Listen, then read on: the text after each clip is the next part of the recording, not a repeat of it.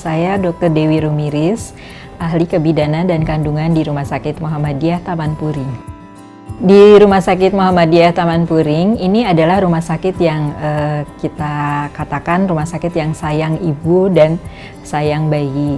Jadi kami mempunyai program-program khusus di mana tujuan asuhan kehamilan dan persalinan di rumah sakit kita adalah menghasilkan ibu yang sehat, bayi yang sehat, kemudian dengan kerusakan yang sekecil-kecilnya.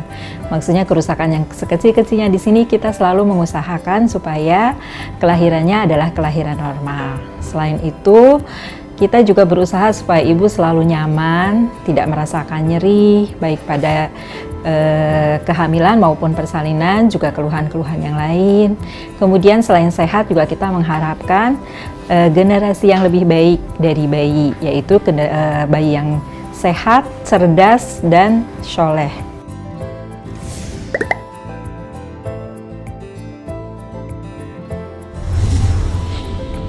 Pemeriksaan kehamilan kita di sini juga ada pemeriksaan USG, pemeriksaan laboratorium.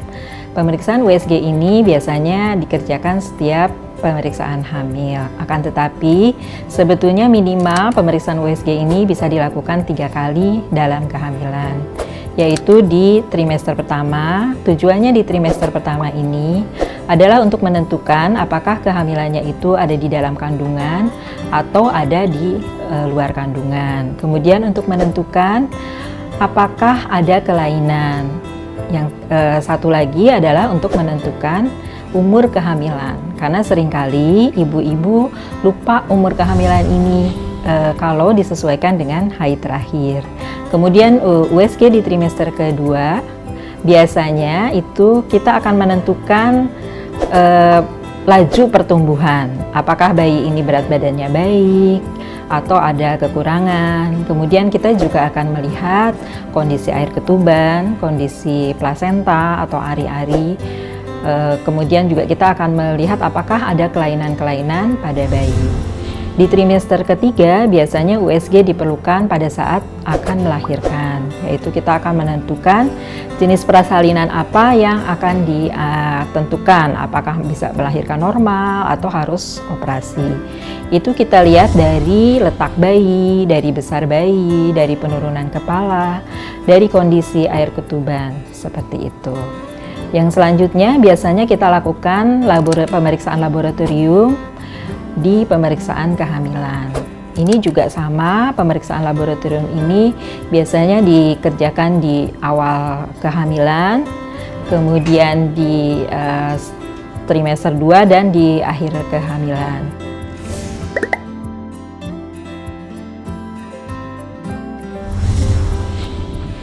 Kami sangat concern terhadap kesehatan ibu maupun kesehatan bayi, sehingga program konsultasi gizi ini kita sediakan untuk para ibu di trimester awal. Dengan konsultasi gizi ini, ibu dapat gambaran sebetulnya apa sih yang harus ibu makan setiap hari, kemudian jenis-jenis makanannya, seberapa banyak, seperti itu. Jadi ibu biasanya nanti akan ditimbang berat badannya, kemudian diukur tinggi badannya, kemudian ibu akan diwawancara jenis kegiatan ibu apa, apakah ibu bekerja, apakah pekerjaannya menuntut tenaga yang besar, seperti itu. Kemudian nanti akan dihitung sebetulnya dalam 1 hari ibu harus punya asupan kalori seberapa banyak, ya. Setelah kalori itu ditentukan, nanti ibu akan diberitahu contoh-contoh makanan yang memenuhi kalori tersebut.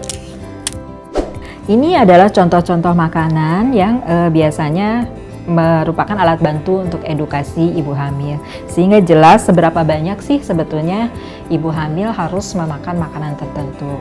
Biasanya di awal kehamilan kan ibu muntah-muntah sehingga asupan makanan juga kurang. Dengan adanya edukasi ini ibu bisa mendapat gambaran sebetulnya seberapa banyak ibu harus makan. Kemudian apabila ada makanan yang dimuntahkan atau ada makanan yang membuat mual, itu bisa diedukasi, dipilih makanan-makanan yang tidak menimbulkan mual.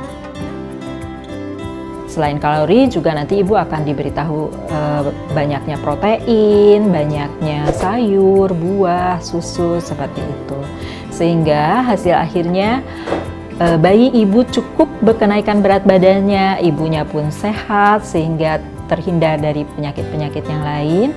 Kemudian bayi juga tidak terlalu besar sehingga memungkinkan bayi bisa lahir normal seperti itu.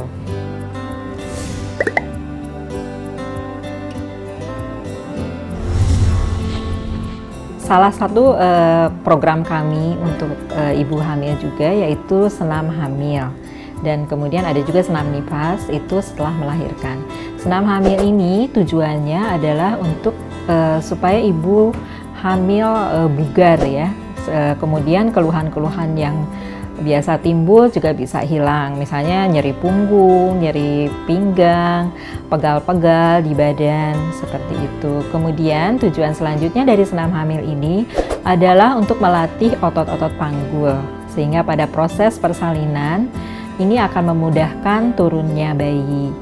Di senam hamil ini juga biasanya diajarkan relaksasi, bagaimana ibu hamil bisa istirahat dengan maksimal posisinya, kemudian sikap tubuh dan sebagainya, sehingga bisa berelaksasi, menghilangkan juga seperti tadi keluhan nyeri-nyeri di otot, dan ibu bisa merasakan kesegaran setelah berelaksasi.